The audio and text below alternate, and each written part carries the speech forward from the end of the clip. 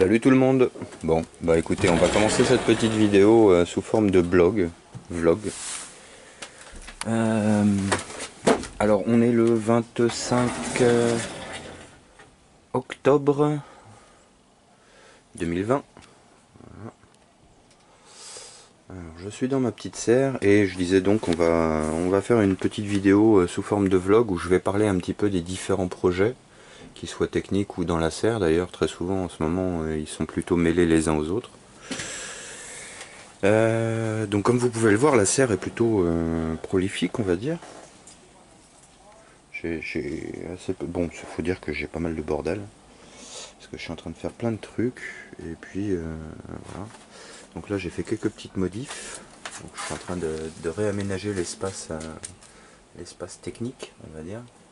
Là où il va y avoir le chauffage, les pompes, tous ces trucs là. En dessous là il y a les batteries, là-bas la réserve d'eau. Bon bah tout ça ça va pas trop changer, hein. Ce qui a changé, c'est que j'ai remonté en fait les panneaux amorphes là, les trois panneaux amorphes de 5 watts, donc ça fait 15 watts au total. Je les ai placés là sur les espèces de, comment on appelle ça, des règles de maçon. Bref, je les avais percés, c'était pour un autre projet en fait, hein. C'est un truc, une structure qui devait être allégée. Donc voilà. Donc là je les ai suspendus là-haut, et puis je vais m'amuser à faire des prises de température des panneaux. Euh, pour voir s'il est possible, enfin il est possible en fait, mais voir à peu près ce que je peux escompter récupérer sur ces panneaux comme chaleur, et pas comme électricité uniquement. Voilà. Parce qu'en fait en dessous les panneaux sont relativement chauds. Voilà, donc bah, la serre se porte plutôt bien ma foi, hein, dans l'ensemble. Voilà. Bon, il y a des trucs qui sont en train de mourir, c'est un peu normal, hein. Alors le vrai gros problème que j'ai ici, c'est l'humidité. Donc là par exemple il fait chaud, mais il y a une hygrométrie qui est relativement importante.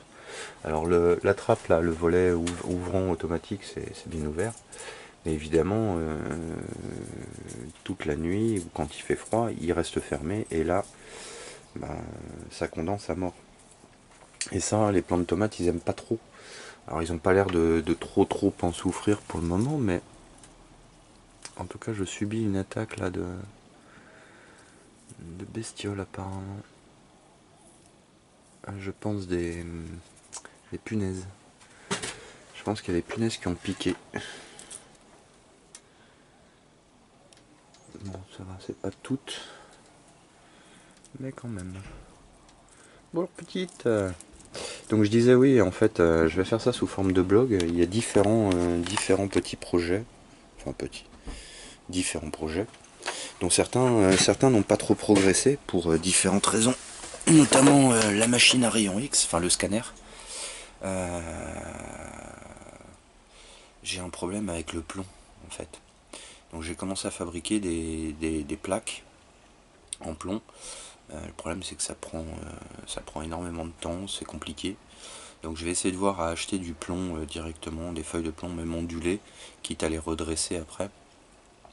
Mais bon, le problème c'est un peu le coût. C'est un peu cher, je trouve. Donc voilà.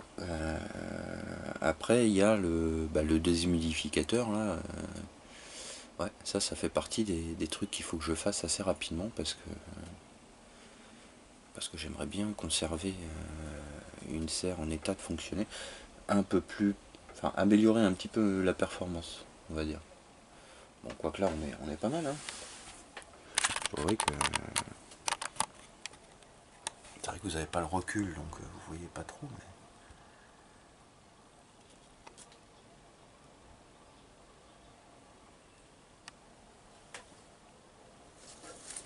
Oups.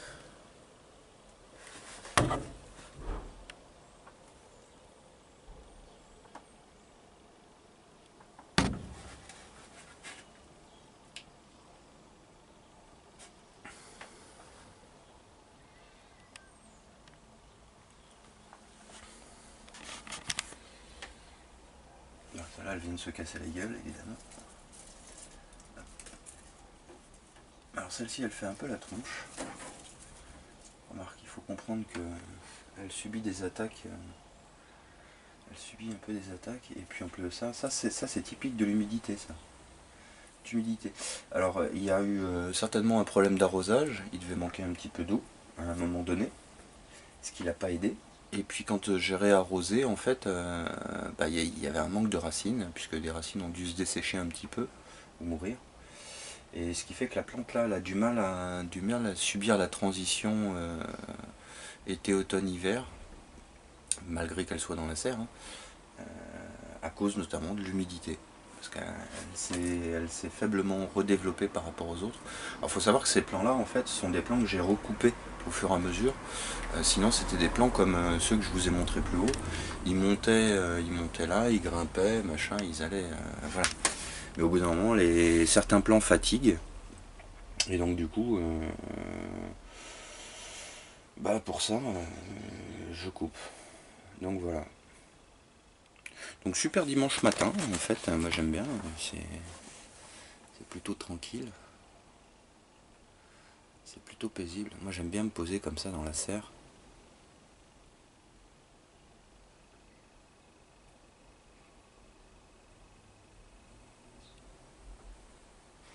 Je fais exprès de rien dire en fait, c'est pour que vous écoutiez.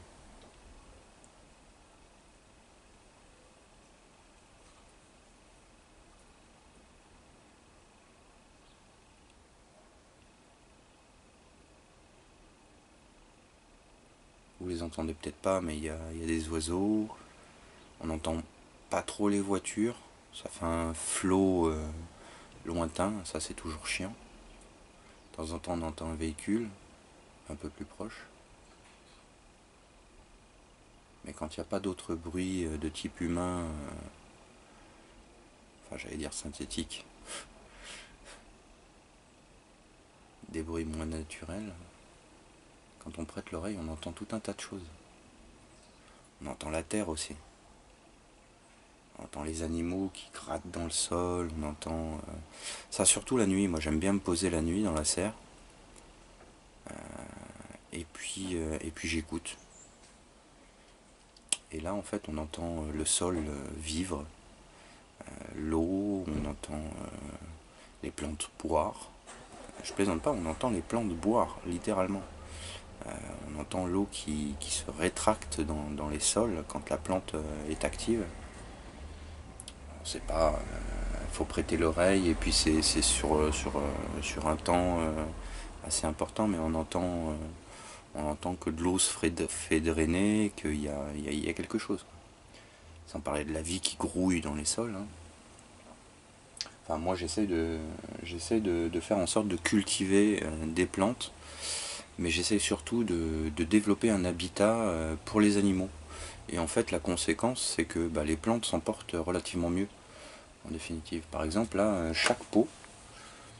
dans chaque pot, ça pourrait paraître étrange à beaucoup de jardiniers, mais il y a des cloportes. Bon, ils sont de moins en moins nombreux parce qu'ils se font bouffer par les geckos. Voilà, donc il y a un contrôle de la population. Qu'est-ce qu'il y a d'autre? Il y a des araignées aussi, il y a pas mal d'araignées. Alors en général, les araignées, elles sont plutôt là. Mais par exemple, là, il y a une petite toile. Elles se mettent dans le caillebotis. Je sais pas si ça s'appelle un caillebotis, mais bref, j'appelle ça comme ça. Voilà. Là-bas notamment,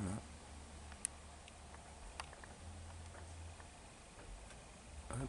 Donc là, tout ça, ce sont il y a des nids d'araignées un peu partout. Donc là, c'est pareil, je fais exprès de les conserver. Bon, il y a tout un tas de bordel. Il y a un néon pété. Là. Enfin, c'est un néon LED. En fait, je sais pas si vous voyez. En fait, au fur et à mesure du temps, je marche sur le carton pour péter le verre. Et voilà. En fait, je savais pas trop quoi en foutre pour le moment. Et comme ça fout du verre partout, je l'ai laissé dans la serre. Et voilà. Donc ce bordel là, ce que vous voyez là, en fait, bon ça c'est la poubelle. Ce que vous voyez là-bas, c'était avant là-bas dans l'angle. C'était planqué quelque part là-bas, donc j'ai dû le déplacer. Et puis les mousses là, en fait, tout ça c'est des trucs dont je vais me servir pour faire des isolations à certains endroits. Oula, putain, j'ai pris la flotte là. Ah, ça c'est pas bon. Là, il va falloir que je revoie cette planche, éventuellement que je la traite. Parce que celle-ci, évidemment, c'est la seule qui n'est pas traitée. Et voilà. Donc je pense pas que ça résiste très bien à l'eau. Après, qu'est-ce que je peux dire? Bah, la romaine, elle pousse doucement, mais sûrement. Voilà. Donc j'ai que 2 plants de romaine parce que j'ai planté que 2 plants de romaine. Non, en fait, j'en ai planté un troisième. Il y en a un troisième là qui pousse. Toujours du basilic. Bon, là, il commence à monter en tige parce qu'effectivement, bah, il fait plus froid, il y a moins de luminosité, il y a moins de lumière tout court. Donc ce que je vais faire, c'est que je vais les forcer, voilà, à faire des tiges sur les côtés. Donc moi je coupe la tête et après je couperai tous les 3 anneaux à peu près. Donc là en fait j'aurais pu la couper plus bas pour la forcer, mais bon. Là étant donné qu'elle est à proximité de la romaine, ce que je vais faire c'est que je vais essayer de la faire se développer plus haut, de façon à ce que la romaine se mette à tirer aussi, fasse des feuilles. Puis voilà. Moi j'adore la romaine, honnêtement. Voilà. Après, qu'est-ce qu'on a? Bah, toujours du basilic, des tomates, ça change pas. De temps en temps, il faut faire un petit peu de ménage aussi.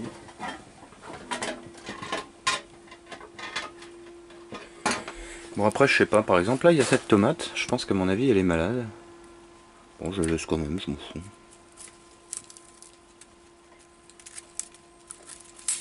Hop, voilà, c'est un peu plus propre. Donc, de temps en temps, je fais un petit peu de ménage. Voilà, je fais un petit peu...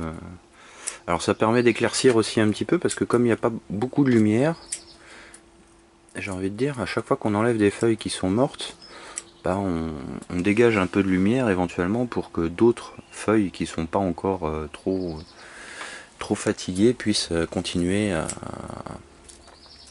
faire de la photosynthèse, hein, tout simplement.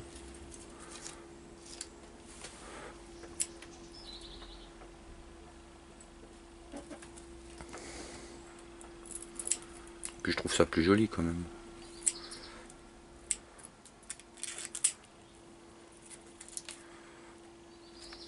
Hop. Alors pareil, les feuilles, je les jette pas. Elles retournent systématiquement dans les pots. Voilà. Parce que ça, les cloportes, bah, ils les bouffent. En fait, ils les bouffent et après ils les chient. Et c'est ça qui est intéressant. Alors je pourrais avoir des vers de terre, le problème c'est que les vers de terre, en définitive, je me suis rendu compte que dans les pots, c'était relativement fragile. Donc je suis obligé d'en rajouter, bah, je dirais presque chaque année, malheureusement. Parce que l'été, et notamment au début de l'été, il y a souvent des ratés, des loupés. Notamment sur l'arrosage, les plantes se mettent à tirer beaucoup, puis beaucoup moins, puis enfin bon, c'est assez alternatif, puisque l'été, enfin au début, au printemps en tout cas, et au début de l'été, les températures peuvent être assez variables, donc il arrive parfois que les plantes se frisent dans leur croissance, et aussi bien racinaire que dans le développement de la plante en elle-même, simplement dû à un coup de chaleur ou machin, et puis un coup de froid derrière. En tout cas une alternance qui leur plaît pas. Et du coup parfois il arrive que parfois elles se verrouillent pendant un temps où elles veulent plus rien faire. Voilà. Et malheureusement, bah, si l'arrosage n'est pas réadapté rapidement à la situation, on se retrouve dans une situation où les plantes se noient. Voilà, ce qui m'est arrivé la dernière fois. Et le fait d'avoir une ligne comme ça qui vient alimenter les 6 pots, enfin les 12, parce qu'en fait il y en a 6 de chaque côté, hein, d'avoir une ligne sans différencier ce qu'on donne à chaque plante en fonction du terrain, de l'humidité de chaque plante, c'est vraiment pas du tout une bonne chose. Du coup on est obligé de repasser un arrosage manuel. Et donc moi ce que je fais, une fois que j'arrive à stabiliser, une fois que j'ai stabilisé la situation par contre, je fais un arrosage systématique de l'ensemble des plantes, mais à minima. Voilà, c'est-à-dire que je leur donne de quoi éventuellement ne pas crever grâce à l'arrosage, peut-être un petit peu plus, et je fais un complément manuel, en fait, tout simplement. Donc ça évite que les plantes ne réclament tous les jours une grosse quantité d'eau, machin. Alors ça, ce sont des eaux de rinçage. ce que j'appelle les eaux de rinçage, c'est-à-dire que dans mon évier, j'ai 2 bacs. Hein, et dans un des 2 bacs, j'ai une bassine. Et quand je dois me laver les mains, sans le savon évidemment, avant de mettre le savon, et quand je me rince les mains, quand je rince des fruits, des légumes, tous ces trucs-là, tout ce que je rince, ou les eaux de récupération de pâtes ou autres, alors pas de pâtes parce que ça je m'en sers plutôt comme justement comme désherbant, mais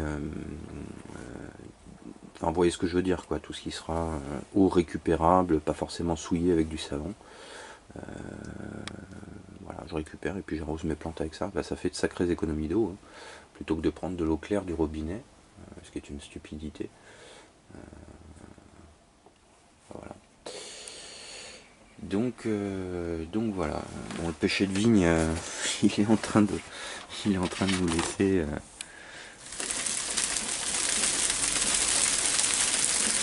Donc là, je lui descends en fait toutes les feuilles. Ça m'évite de le faire manuellement une par une. Voilà. Et puis après, pareil, hein, les feuilles, je m'en sers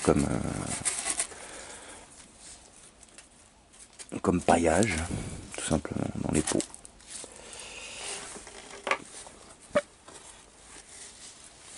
Alors, je pense que certains risquent peut-être d'être un petit peu surpris s'ils découvrent la vidéo.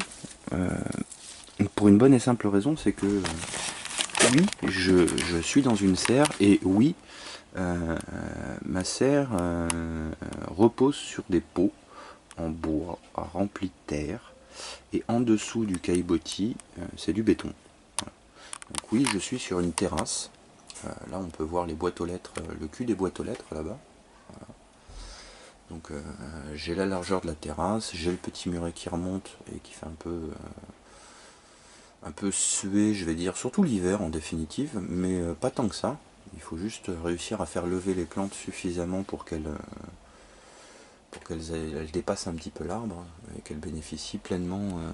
Mais là, vous voyez, aujourd'hui, il fait pas spécialement... c'est nuageux. Voilà, c'est nuageux, c'est couvert. Mais ça reste quand même très lumineux dans la serre. Bon, alors je commence à avoir des problèmes à cause de l'humidité. Et ça, typiquement, là, je pense que cette tomate, elle est comme ça, elle s'est renforcée au niveau de la peau parce qu'elle a chopé une maladie à cause de l'humidité. Je sais pas ce que c'est, mais j'espère que c'est pas trop contaminant.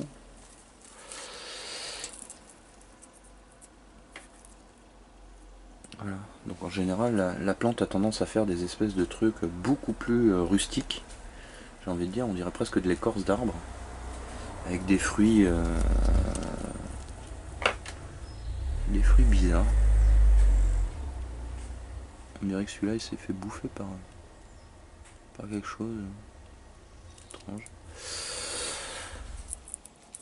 Donc voilà, donc là j'ai des tomates qui commencent à se recouvrir. Alors je sais pas si c'est pas une maladie du style idiome, là, ce qu'ils appellent, ou un autre truc du genre. Enfin bon, on va essayer de contrôler l'épidémie en coupant et nettoyant systématiquement. Ce que je fais plusieurs fois par an, mais quand les températures et l'humidité... alors quand la température descend trop et que l'humidité, elle, augmente trop, malheureusement, c'est impossible de lutter. Voilà. Le plus grand problème des plants de tomates, c'est l'humidité ambiante. J'ai envie de dire que, en définitive, c'est assez résilient comme plante, tant qu'il y a un minimum de conditions. Parce que moi, je vois mes plants, ils tiennent facilement aux alentours de 10-15 degrés. Bon, pas trop longtemps, hein. C'est clair que s'ils faisaient 10 toute la journée, je suis pas sûr qu'ils apprécieraient. Mais en tout cas, ils tiennent des températures la nuit qui descendent facilement sous les 10 degrés. J'ai envie de dire, tant que ça gèle pas, ça pose pas trop de problème s'il fait chaud la journée et qu'elle peut se régénérer. Par contre, c'est toujours le même problème s'il fait froid et humide. Alors là, c'est massacre assuré, quoi.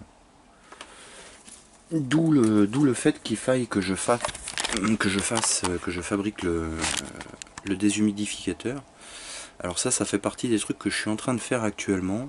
je sais pas si je vais vous montrer le montage parce qu'en définitive c'est relativement basique, hein.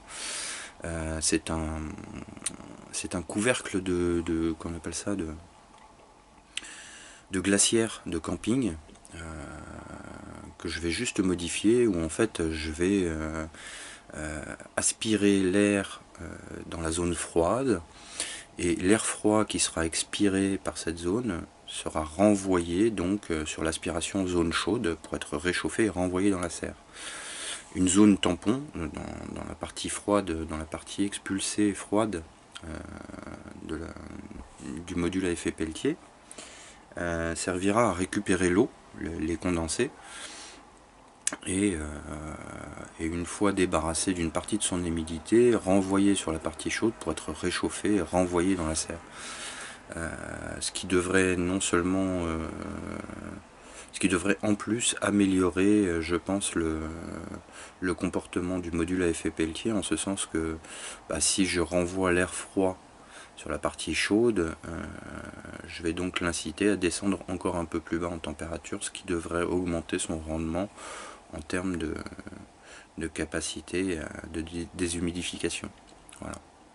Sans pour augmenter drastiquement la température de la serre, mais il y aura forcément une température plus importante à la sortie qu'à l'entrée, enfin que ce qui était à l'entrée, mécaniquement, enfin je veux dire physiquement. Mais ça servira, je pense, ça ne servira pas, en tout cas, à réchauffer l'atmosphère de la serre. Ce sera largement trop peu suffisant. Surtout que c'est un module qui doit faire entre au minimum 45 et au maximum 70 watts. Je ne sais pas si vous voyez la taille de la serre et l'épaisseur des polycarbonates. Je vois très mal comment est-ce que ça pourrait réchauffer la serre, même 70 watts. Bon, ça, de quelques micro-degrés, je pense. Ouais, mais pas plus, quoi. En tout cas, ça devrait surtout satisfaire. Alors là, en fait, je suis en train de regarder, en fait, je suis en train de vous parler, mais en même temps, je regarde sous les panneaux. Ah ouais, vous deviez me voir flou parce que j'avais mis le zoom en plus. Merde. Mauvais cadreur. Hein. En gros, si vous regardez là sous les panneaux, mon intention est de mettre un circuit de refroidissement là-dedans, de refermer le tout et de mettre des mousses isolantes avec un tuyau d'entrée et un tuyau de sortie sur chacun des modules, et éventuellement une plaque au-dessus du panneau. Alors ce qui serait vraiment fun et intéressant, ce serait de mettre une plaque en verre avec un silicone sur le pourtour, s'assurer que le tout est étanche, et soit remplacer l'air par un gaz, soit faire le vide sur la partie qui est donc juste au-dessus du panneau. Donc là, ça va être dur de vous montrer, mais là il y a le panneau. Au-dessus, sur la face qui est exposée au soleil, en fait, il faudrait, pour augmenter le rendement thermique en tout cas, isoler cette face-là de l'extérieur par une plaque, soit par un gaz faiblement dense, avec une faible densité de molécules, soit par du vide, et en dessous, avoir une plaque en cuivre ou quelque chose d'assez conducteur avec un tuyau en cuivre pour récupérer toutes les calories, et pour être sûr qu'on récupère un maximum de calories avec un minimum de déperdition, réisoler le tout par l'arrière, donc cuivre, tuyau en cuivre, isolation. Et je pense qu'à mon avis on devrait avoir quelque chose d'intéressant en termes de rendement. Alors électrique peut-être pas, mais puisque chaque panneau fait 5 watts. Ceci dit, ils ont l'avantage de produire quasiment tout le temps. Dès le moment, vous savez, les panneaux silicium amorphes, en fait, c'est les mêmes panneaux, c'est les panneaux qu'on utilise dans les calculatrices. Donc je sais pas si vous voyez un petit peu ce que c'est, mais en gros, sur une calculatrice, ça fait 4 fois la taille d'un ongle du petit doigt, de l'auriculaire. Là, on a des panneaux qui font 25 sur 40 de long. Voilà. Et chacun d'eux produit 5 watts. en sachant que, comme vous l'avez vu avec ces calculatrices, il suffit de très peu de lumière, même de la lumière, comment on appelle ça,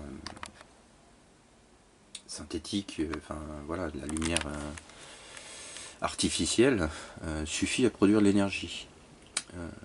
Donc là, même la nuit, en fait, curieusement, je produis un tout petit peu parce qu'il y a un lampadaire qui se trouve un peu là-bas, là, sur le côté gauche, et qui a l'avantage d'éclairer légèrement latéralement mes panneaux. Donc ils doivent produire à tous les trois, hein, ils doivent produire 1 watt la nuit, mais ils produisent. On peut pas leur reprocher, même si c'est qu'un watt, on s'en fout, hein. C'est toujours ça de prix. Sur 10 heures ça fait 10 watts, sur 100 heures ça fait 100 watts. Voilà. Il faut toujours garder des ordres de grandeur dans le temps aussi. Donc voilà. Ah oui, en dessous là, vous le voyez peut-être pas, mais ça c'est le piège à moustiques. Donc là il a été nettoyé, hein. Bon, il est vide, il a de l'eau claire, il est tout beau, tout propre.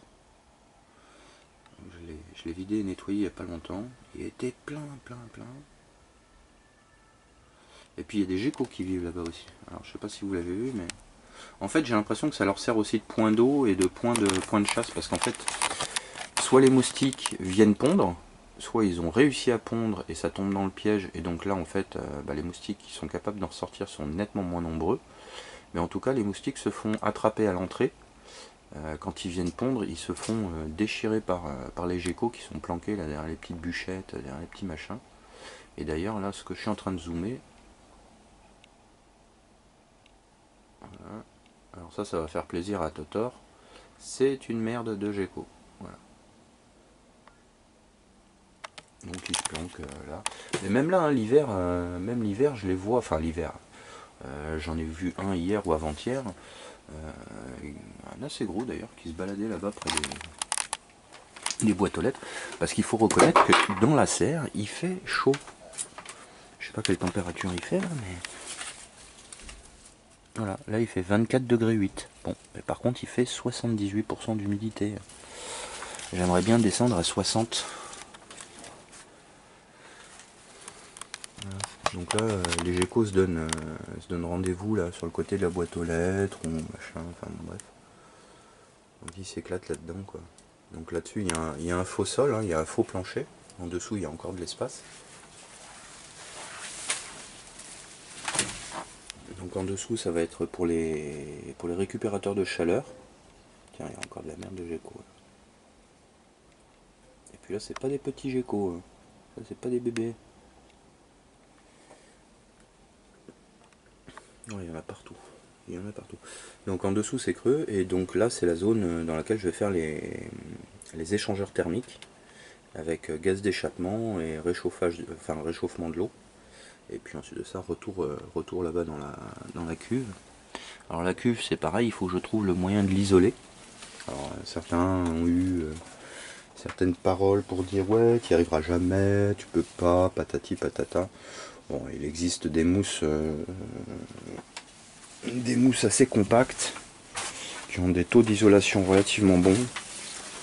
Je pense qu'entre ça, de la colle et comment on appelle ça, de la mousse polie expansée, je pense qu'à mon avis il y a moyen de réaliser un coffrage autour du plastique là, autour de la boîte en plastique et même au niveau du couvercle, de façon à ce que ça soit relativement bien fait, étanche, et puis surtout thermiquement assez bien isolé, même si ça sera jamais parfait, de façon à faire une zone de récupération de chaleur, emmagasiner des calories là-dedans en définitive, pour au fur et à mesure les restituer le soir ou la nuit, ou quand il y en a besoin en tout cas, même si c'est le jour, les récupérer et renvoyer la chaleur là dans la serre. Donc c'est un petit peu l'un des objectifs. Alors par contre, moi c'est vrai que j'étais parti un peu dans de gros délires, à savoir que là j'entrevois en fait d'installer des éclairages d'appoint. J'en ai déjà, hein, mais des éclairages d'appoint de type cob, avec des colorimétries spécifiques pour les plantes. Le problème c'est que ces petits modules, chacun de ces modules, bah, ils consomment quoi. Et malheureusement je suis limité par la capacité du panneau dont je dispose. Ce panneau c'est un panneau de 150 watts et c'est un panneau polycristallin. Donc inutile de vous dire que question production, l'hiver c'est pas top.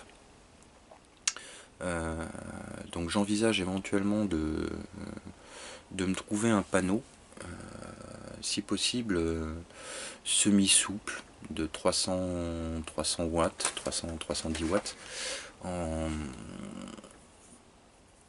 silicium, comment on appelle ça, bah, ni amorphe ni polycristallin, donc monocristallin, voilà, en panneau monocristallin. Mais il faut qu'il soit relativement léger, ou c'est pour ça que je le veux en semi-souple ou souple, enfin je sais pas comment est-ce qu'ils appellent ça, malgré le prix qui est exorbitant en comparaison de ceux qui sont pris en couche de verre. Alors ceux qui sont en couche de verre auraient un avantage, c'est qu'ils ont une bonne conduction thermique, et donc du coup je pourrais également placer un système de récupération de chaleur pour l'hiver en tout cas, et un système de dissipation de chaleur pour l'été. Donc c'est à dire que plutôt que d'emmagasiner dans la cuve, bah là je fais souffler carrément un ventilo avec le circuit d'eau qui une extraction d'air chaud quoi, tout simplement. Donc un circuit de refroidissement, donc de façon à améliorer éventuellement ses performances, notamment en hiver, quoique les pertes sont relativement minimes par degré, hein, si je me souviens bien c'est quelques pourcents, enfin quelques millièmes de pourcent je crois par degré de température surélevée par rapport à la température de fonctionnement optimale, qui doit être basée je pense à 20 degrés. Je vais pas regarder les fiches techniques. Enfin bon bref, le but du jeu ça serait de placer un système de récupération, de dissipation de chaleur. Et la raison pour laquelle je parle du panneau souple, c'est que le panneau souple est plus léger. Un panneau en verre de ce type là c'est au moins 18-20 kg. Et poser 18 à 20 kg sur le toit de la serre, bah, ça me fait moyennement rêver en fait. Voilà. Donc un panneau, sans parler qu'il n'y a pas le système de récupération de chaleur qui va, je pense, considérablement alourdir le dispositif, étant donné qu'il faut utiliser des matériaux relativement conducteurs, donc tubes de cuivre, éventuellement aluminium, enfin ce genre de choses, en vérifiant qu'il n'y ait pas de possibilité que ça fabrique des piles aussi, pour éviter des taux d'oxydation trop importants. Enfin bon, il y a un certain nombre de choses à prendre en considération, et notamment le poids, et peut-être d'en faire un panneau solaire comme j'avais l'intention de faire avec les amorphes, avec une couche séparatrice de l'extérieur sur la partie exposée au soleil, de façon à vraiment récupérer le maximum de chaleur. Le problème étant l'été, où ce dispositif va montrer des limites importantes. Tiens, je suis en train de voir que j'ai peut-être pété une plante. Merde.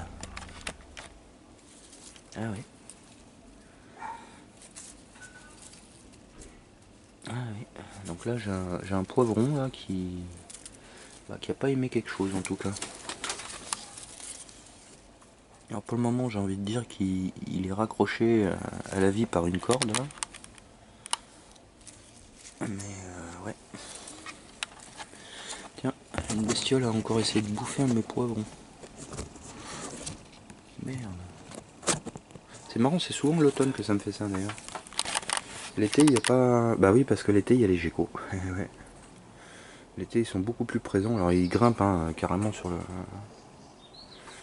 polycarbonate, contrairement à l'hiver où ils se contentent de rester là-bas, là, dans les coins où éventuellement ils vont pouvoir espérer choper de la bouffe facilement.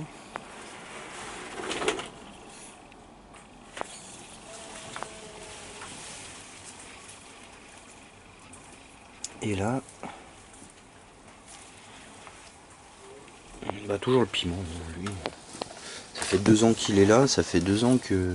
Voilà, même plus je récolte J'en ai des tonnes et des tonnes à la maison, même plus je les récolte. Il est extrêmement prolifique.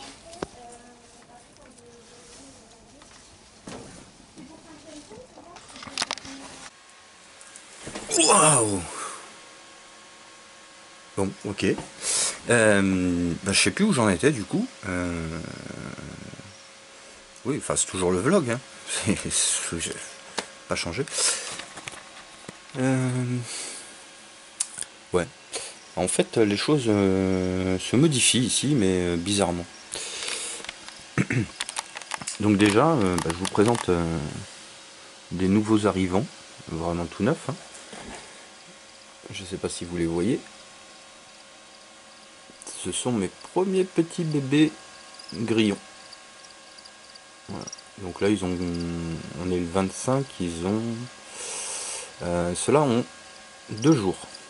Voilà, ils sont nés il y a 2 jours. Alors, ils ont été pondus le 13, non, le 12, pardon, ils ont 3 jours. Ils ont été pondus le 12, ils ont éclos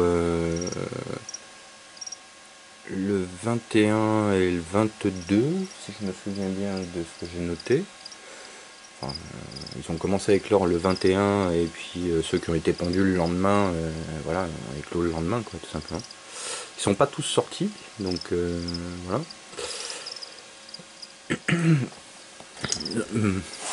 Alors, je voudrais quand même vous montrer parce qu'il y en a vraiment beaucoup.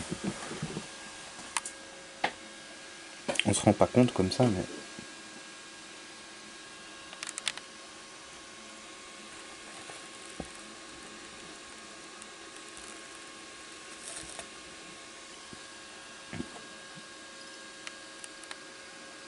Mimi.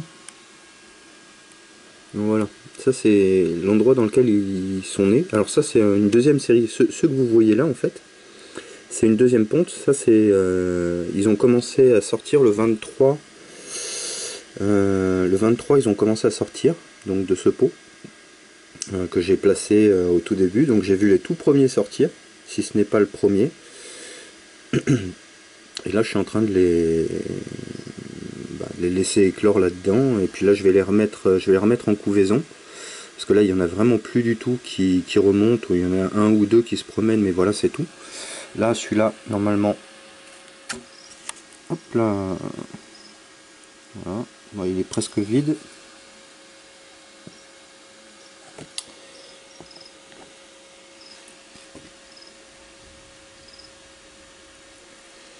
Allez, il en reste quelques-uns mais c'est pas grave. Et tout ça, ça retourne en couvaison.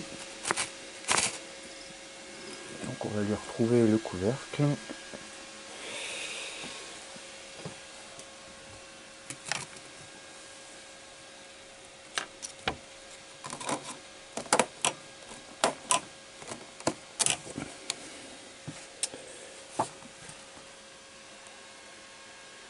Ça c'est la ponte du 13. Voilà. Donc ils sont nés là il y a 2 jours ceux-là. Il y a 2 jours ils ont commencé à sortir, donc les autres ça fait 3 jours, 4 jours. Voilà. Alors un truc super utile, c'est les serveurs et la Freebox. Alors vous allez me dire, mais pourquoi est-ce qu'il fait... pourquoi il se met à se faire des grillons? Bah déjà d'une, ça prend moins de place que les oiseaux. Pour un champ qui est plutôt sympa en fait je trouve. Ouais, ça c'est le 3e bac de ponte, donc là aujourd'hui on est le 25. Donc ça sera la ponte du 24 au 25. Je pense qu'il n'y en a plus beaucoup. Alors il n'y a plus grand monde de vivants parmi les adultes, hein. Il en reste quelques-uns, mais ils sont presque tous arrivés en fin de cycle. Alors il faut savoir qu'un grillon en définitive, une fois qu'il est sorti de l'œuf, c'est directement fonctionnel. C'est un petit grillon, c'est tout petit.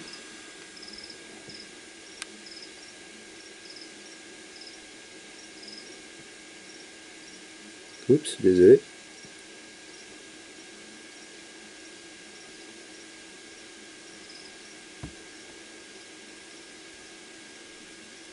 Ah, c'est vraiment microscopique. Bah, le but de tout ça, c'est de donner à bouffer à des geckos. Alors je m'explique. Je suis un peu emmerdé.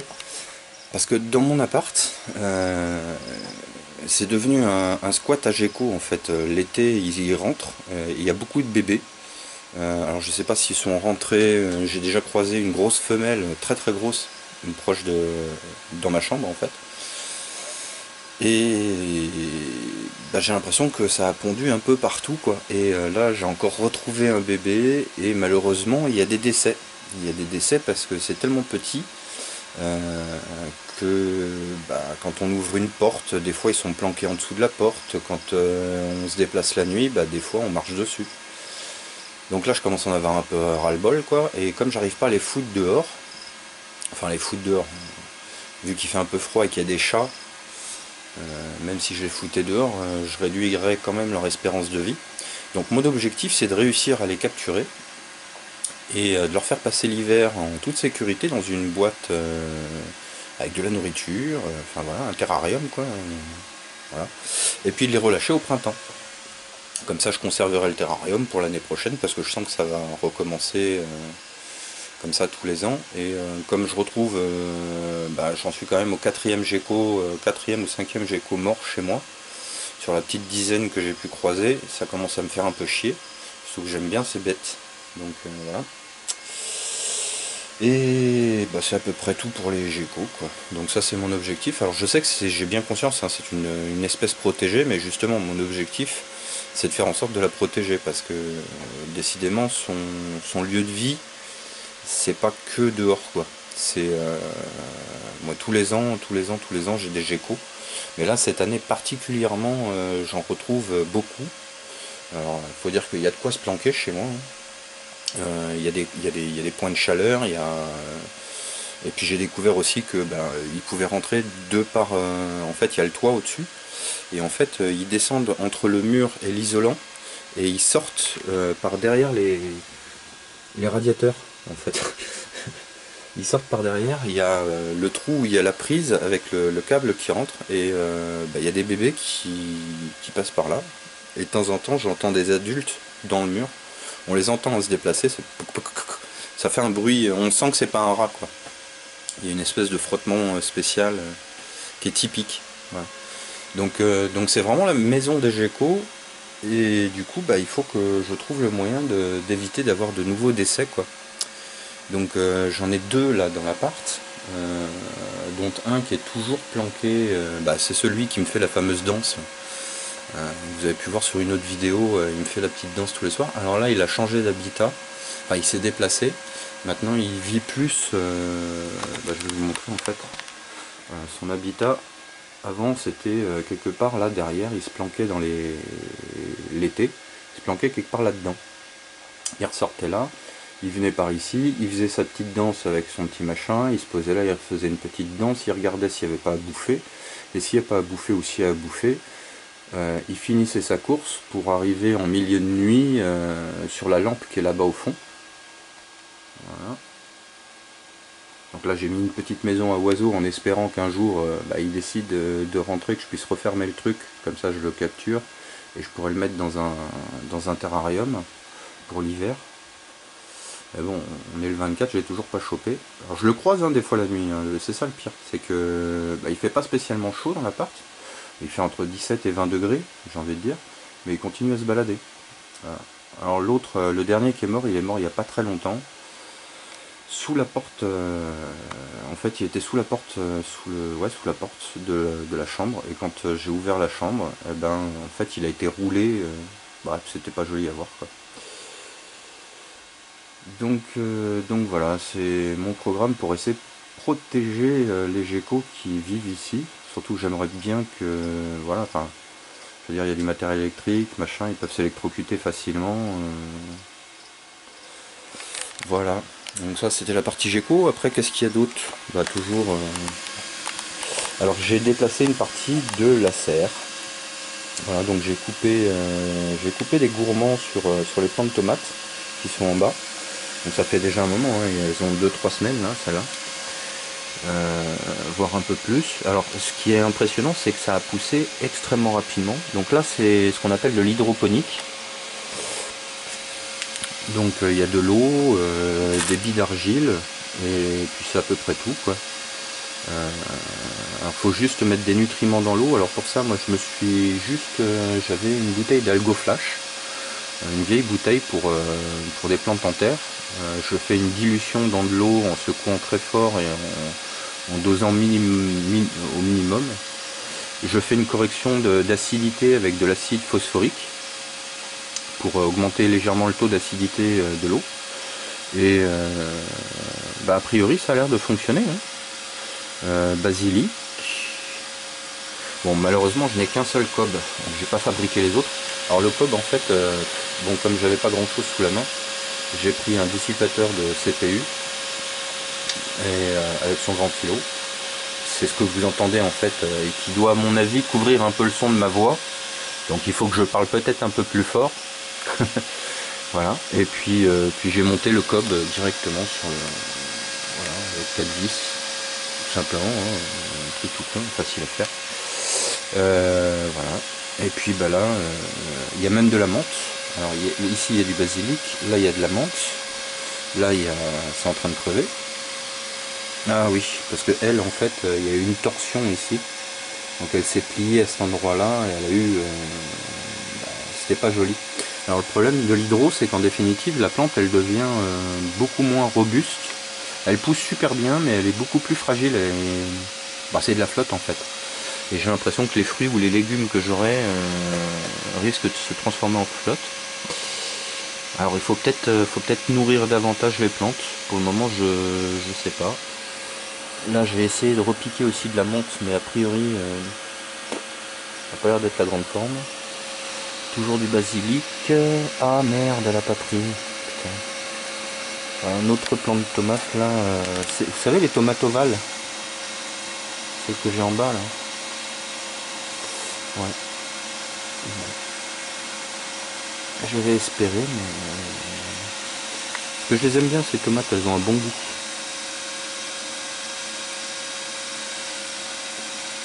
Ouais. Alors ça fait des plantes plus lourdes et plus fragiles en fait. Ce qui est pas forcément. Tiens, celle-là elle pousse bien, elle me fait même un gourmand. Alors le problème c'est ça, c'est que j'ai qu'un seul cob.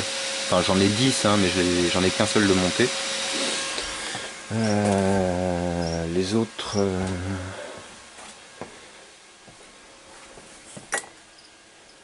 Voilà.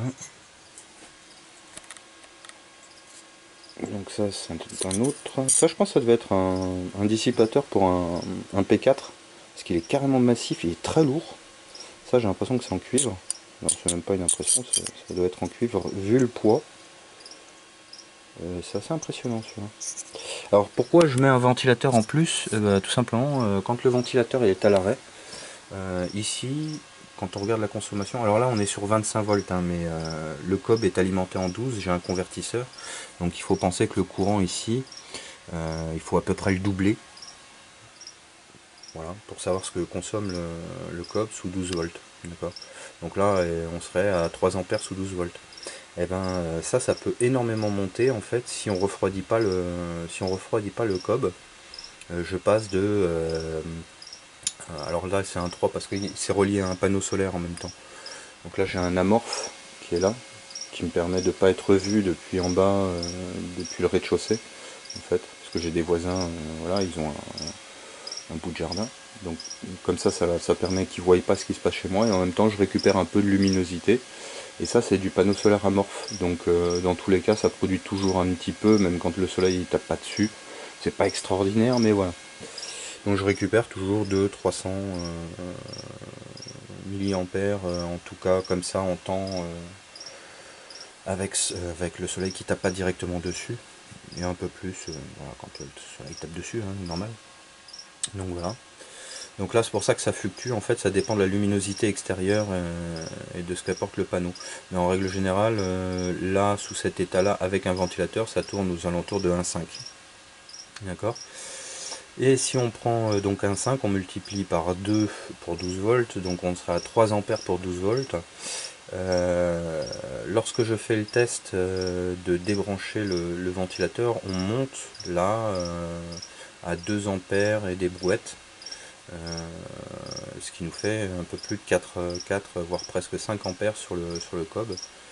Donc pour une luminosité identique et une consommation bien réduite, malgré l'ajout d'un ventilateur, je pense que c'est nettement plus intéressant de refroidir les cobs que d'utiliser de la dissipation thermique passive, quoi. Voilà.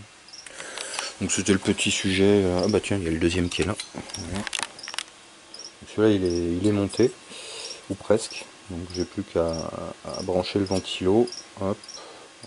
Remettre ici les deux fils. Il y a de la pâte thermique. Hein. Voilà. Ça c'est le chargeur d'appoint. Donc il faut que je le mette sur un truc à horaire pour que en fait le chargeur d'appoint charge les batteries pendant les heures creuses. Parce qu'en fait moi j'ai besoin d'énergie pour la lampe cob en complément de la lumière extérieure qui est relativement faible, hein, parce que là on est quand même côté nord-est. Donc nord-ouest, pardon. Donc c'est pas terrible. Bon, il y a quand même, on voit le faisceau de lumière entrer, mais c'est pas extraordinaire, quoi. Là, le caméscope donne l'impression qu'il y a vraiment beaucoup de lumière. Mais, bah là, ça c'est l'échangeur thermique. Voilà, pardon, ah, j'ai perdu le mot. Je vous en parlais dans la serre tout à l'heure. Déshumidificateur. Donc voilà, en fait c'est un peu la gueule que ça devrait avoir. Bon, ça sera dans l'autre sens, hein. Je vais essayer de le redresser. Alors, pas dit que j'utilise les boîtes en plastique, mais dans le principe c'est un peu ça, quoi. Donc ici on a aspiration d'air chaud et extraction, enfin expiration d'air chaud. D'accord. Ici aspiration d'air, normalement d'air froid, enfin d'air extérieur. Et là en l'occurrence, puisque c'était dans une glacière, c'est la partie qui aspire l'air déjà enfermé dans la glacière, qui doit être refroidi et repassé à plusieurs reprises pour être vraiment refroidi, en fait. Donc là l'objectif c'est d'aspirer l'air de la serre au plus bas de la serre, d'accord, de façon à avoir l'air le plus froid et le plus humide, le plus lourd.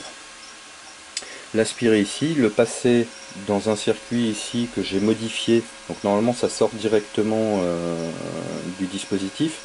Là j'ai fait une sorte d'enceinte dans laquelle ici l'air est obligé de remonter ici, comme dans une conduite de force, voilà, avec un volet au fond, voilà, qui vient encore récupérer un maximum, enfin perdre un maximum de calories au contact de l'air froid, de façon à avoir des plaques très froides. Volontairement ce n'est pas assemblé ou soudé, mais juste vissé, de façon à ce que l'humidité, l'eau coule et ruisselle le plus facilement possible. Cette partie là est enfermée. Voilà. Alors ici il y aura un scellement un peu particulier sur la partie extérieure du métal, c'est-à-dire entre le métal et la partie extérieure du boîtier. Alors si c'est ce boîtier ou un autre, mais je sais pas, on verra. Sur toute la partie haute ici, là, ça sera scellé de façon à ce que l'air ne puisse sortir que par là. Puis ensuite de ça, l'air sera conduit ici par une conduite faite en mousse assemblée, collée, et reconduite ici jusqu'à l'aspiration de la partie chaude. Donc c'est de l'air froid qui va arriver dans la partie chaude, ce qui devrait encore diminuer la température. Ça devrait accroître logiquement le phénomène et diminuer encore la température sur la partie froide, ce qui devrait permettre de condenser davantage d'eau. Voilà. Donc après la partie basse, l'objectif c'est d'avoir un espace relativement fin qui puisse laisser passer un peu d'eau sans pour autant laisser passer de l'air. Voilà. Et puis de récupérer dans un coin avec un trou l'eau qui se sera condensée de façon à la renvoyer dans une cuve. Alors j'ai ça ou j'ai un autre projet, enfin une autre vision de la chose. C'est ici de fabriquer une petite piscine. Bon, elle est déjà plus ou moins fabriquée, je vais juste l'épaissir un petit peu pour qu'elle soit davantage isolée. Hein. J'ai récupéré un petit bout de cuivre. Voilà, un petit tube de cuivre, un tube de polyuréthane, je sais plus quoi, bref, c'est pas du polyuréthane, c'est pas du nylon non plus, c'est... Ah, je sais plus, c'est un truc spécial. Bref. Donc l'objectif ici, c'est de fabriquer un siphon avec ce tube. Donc ce que je vais faire, c'est que je vais le courber de façon à ce qu'il forme un U. Je vais le placer au fond. Voilà. Il sera placé à l'intérieur. Voilà. Ici, il formera le U avec 1 ou 2 mm entre le bout de l'aspiration et le fond, de façon à ce que l'eau puisse circuler. Et dès que l'eau il y aura un cumul suffisant d'eau, suffisant pour dépasser la hauteur du siphon, le siphon va s'enclencher, le baquet va se vider directement et ça fera, au lieu de faire du goutte à goutte, ça fera, ça c'est plein, paf, ça se vide, c'est plein, paf, ça se vide, et ainsi de suite. Donc ça devrait former un cycle avec des remplissages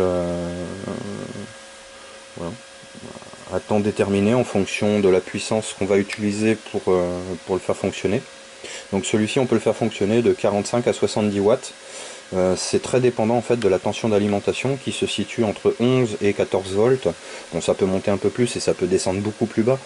Ceci dit, pour avoir un fonctionnement correct, à 11 volts on a 45 watts, à 12 volts on a 51, 52 watts je crois, et jusqu'à 14 volts, là où j'obtiens 70 watts.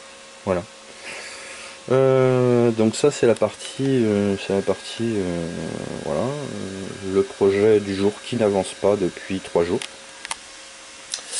Qu'est-ce qu'il y a d'autre? Du bordel. Du bordel, ça change pas. Alors je dois vraiment avoir un problème d'organisation parce que j'arrive plus du tout à visualiser comment est-ce que je vais organiser le truc. Je crois qu'il y a trop de choses. Il y a trop de choses et voilà quoi. Puis je me couche trop tard et puis j'ai pas forcément une très bonne hygiène de vie entre le boulot et les horaires. C'est pas cool. Voilà. Donc voilà. Qu'est-ce qu'il y avait d'autre comme sujet qui aurait pu être abordé dans ce vlog? J'en sais rien. Toujours est-il que voilà. Si ça vous intéresse, n'hésitez pas à me poser des questions. Si ça vous a plu, n'hésitez pas à laisser un pouce. Laissez des commentaires. Pour ceux qui sont arrivés jusqu'au bout de la vidéo, félicitations. Parce que comme vous le savez, moi je suis pas du genre à préparer mes vidéos. J'ai juste envie de partager un petit truc, vous dire... parce que je reçois des messages de temps en temps où on me demande ouais, t'en es où, tu faisais ça, tu... Ah bah tiens d'ailleurs, en parlant de ça. Voilà, ça c'est une des plaques où j'ai galéré. Alors c'est très moche, hein. C'est très moche.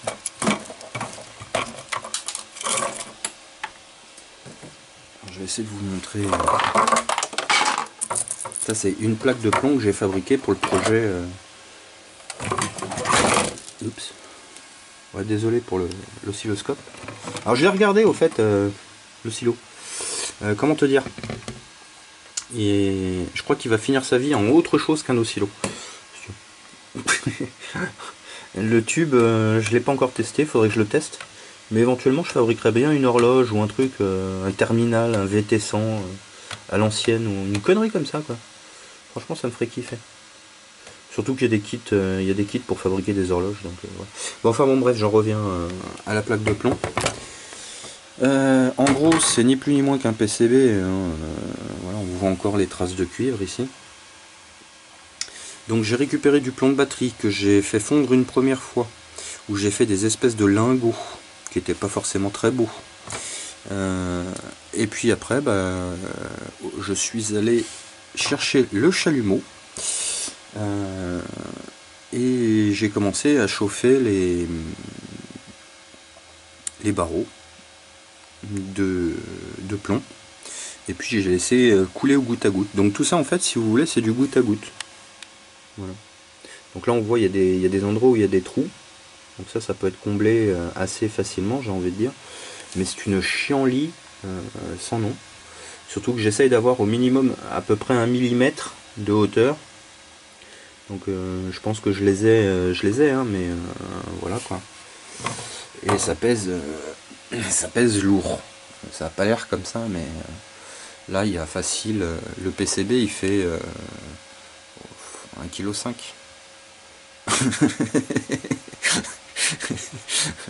C'est un peu plus petit qu'une page 21-29-7, hein. Mais tout va bien. Ouais. Donc ça j'avais prévu d'en fabriquer 8-10 au total, une pour former une espèce de boîte dans laquelle je viens placer les éléments à examiner, et une autre qui serait formée autour de la tête d'émission. Voilà. Donc ça ressemble à ça, une source, hein. Donc fabriquer une espèce d'insert, enfin de couvercle autour de la source, quoique celle-ci rayonne pas des masses, hein. Honnêtement, là, ça c'est à l'intérieur, il y a la lampe, et ça c'est, il y a du plomb à l'intérieur, et puis là-dedans il y a de l'huile, voilà. Et il y a un transformateur, un multiplicateur de tension, et patati et patata, voilà. Donc tout se chevauche un peu, malheureusement. L'élevage de mythes, ouais, parce que j'essaye de faire de l'élevage de mythes, et puis de lui mettre les boîtes ouvertes avec les mythes à côté, pour éviter qu'il ait à se balader dans l'appartement, qui est toujours sa source de bouffe ici, plutôt que de le retrouver sous une porte. Voilà. Donc là je sais pas où il crèche, je l'ai vu cette nuit. À 3 reprises, il se baladait là dans le coin, il était content, voilà. Et bah, je sais pas où il est. Voilà. Et puis ça, bah, c'est les projets d'élevage de grillons. Alors il y a une maman, elle a beaucoup pondu, puis là elle est en train de mourir maintenant. C'est la fin de sa vie. Elle a terminé. Voilà. Il reste encore une femelle et un mâle là-dedans. Et ici il y a des bébés. Voilà. Parce qu'il y a eu un couple avant. Et ils ont déjà pondu. Donc maintenant il y a des bébés. Voilà. Voilà, voilà. Et puis ça c'était aussi pour... Alors j'avais espéré le capturer avec ça. Mais il est beaucoup trop petit. Même les petits vers. Hein, le bestiau il en a peur parce qu'ils sont presque pas aussi gros que lui. Mais pourtant ils sont petits. Hein. En comparaison de ceux du dessous. Ça c'est des vers de farine. Ça c'est... Je sais pas, c'est le modèle en dessous quoi. Truc meunier. Voilà. Et puis là j'ai essayé de faire un endroit en espérant qu'ils viennent se mettre au chaud à l'intérieur et qu'ils tombent dedans ou qu'ils viennent se planquer à l'intérieur. Et bah Nakash relou, il est jamais rentré. Il préfère rester là-haut. Lui la nature c'est pas son truc. Voilà. Donc voilà. Ah bah tiens. On parlait de la deuxième femelle. Coucou. Salut ma grande.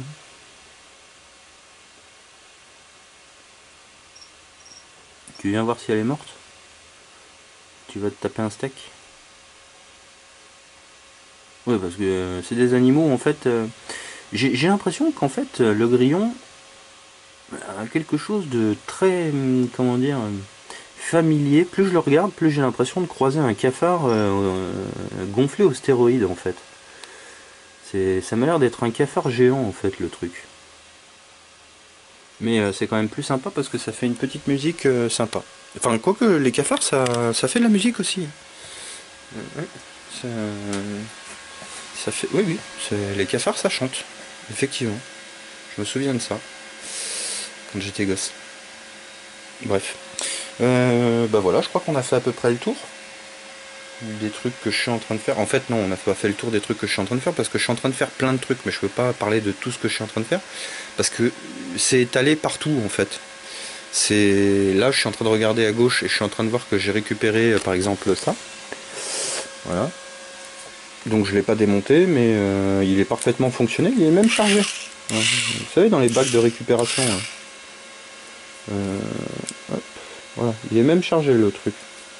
Alors si quelqu'un sait si on peut le recharger directement avec du 12 volts, si quelqu'un a le même appareil Bricotech et qui peut me donner les références qu'il y a sur le transfo, voilà, ça m'évitera de l'ouvrir pour savoir si je peux l'alimenter, le recharger directement 12 volts. Et le but du jeu ça serait de faire un bobineur ou autre chose avec, parce que bon, des outils comme ça j'en ai. Voilà, encore une récup, celui-là est pourri. Enfin bon bref, voilà. Donc des trucs, il y en a un peu partout, ça traîne quoi. Ça c'est les mousses d'isolation pour ça. Ça, tout ce qui est là c'est pour ça. Hop. Ça c'est les trucs que j'ai démontés pour récupérer le dissipateur. Enfin le. Voilà. Bah, c'est con parce que le moteur fonctionne encore. Qu'est-ce que je pourrais bien faire avec un moteur? Bon, après tout je m'en. Ça par contre ça peut toujours être utile. Voilà. Et puis après tu te retrouves avec un truc là.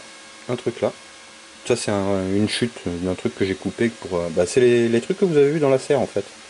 Voilà. C'est les deux mêmes éléments que ça en fait. Voilà, que j'ai dû recouper. Donc c'était un projet d'une caisse de transport ultra légère. Voilà, donc ça c'était l'armature avec les supports et passages de roues. Voilà. Ici l'angle. Alors c'est un truc en fait qui était fait avec une manette. En fait il y avait deux barres comme ça. Alors ça c'est des. J'adore ces trucs là en fait. Ça c'est les trucs pour les maçons. Comment ils appellent ça là? Ouais, des niveaux de maçon ou je sais pas trop quoi là. Enfin des. Ça sert pour lisser le ciment ou le béton. Et en définitive, quand on regarde, notamment chez Leroy Merlin ou chez certains trucs, on trouve ça moins cher que des profilés alu du même type. En fait, vous allez au rayon matériel alu, barre et tout ça. Vous regardez ce genre de truc là qui y ressemble ou ce qui y ressemble le plus, et vous allez le payer extrêmement cher. Alors que vous allez au truc de maçonnerie. Vous prenez ça, vous prenez les 3 mètres, il y a les 3 mètres et je crois même 5 mètres. Ça vous fait du matériel pour vraiment moins cher. Et voilà. Et on peut construire plein de trucs avec ça.